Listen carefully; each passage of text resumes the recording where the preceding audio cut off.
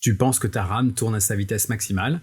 Eh bien, tu pourrais être surpris. Il suffit d'un détail dans la configuration pour que ton PC ralentisse ou devienne instable. Je t'explique tout ça. De nos jours, c'est le processeur qui contient le contrôleur mémoire. Le contrôleur mémoire, c'est lui qui gère la communication avec la RAM, mais il a ses limites. Il ne peut pas toujours faire fonctionner la mémoire à pleine vitesse, surtout si tu installes beaucoup de modules ou des barrettes de grande capacité. Les fabricants indiquent la vitesse maximale de la RAM en fonction de la manière dont tu occupes les emplacements disponibles.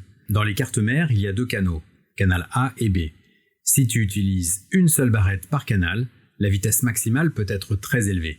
Si tu utilises en revanche deux barrettes par canal, donc 4 au total, la vitesse maximale diminue pour garantir la stabilité. Il existe aussi la notion de rank en anglais, qui veut dire rangée, et elle décrit comment les puces sont organisées sur une seule barrette.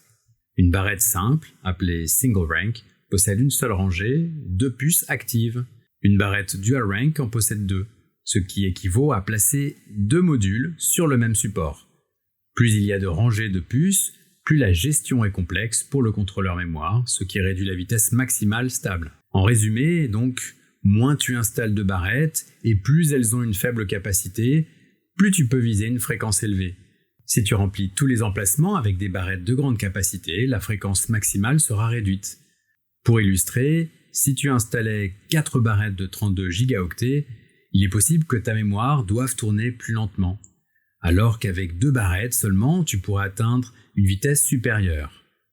Si tu dépasses les limites indiquées, ton PC peut soit devenir instable ou alors désactiver lui-même le profil XMP et revenir aux fréquences standards. Allez, je te donne quelques exemples d'optimisation. Pour une plateforme AM4 qui utilise de la DDR4, un bon compromis serait d'installer 2 barrettes de 32 gigaoctets à environ 3600 MHz.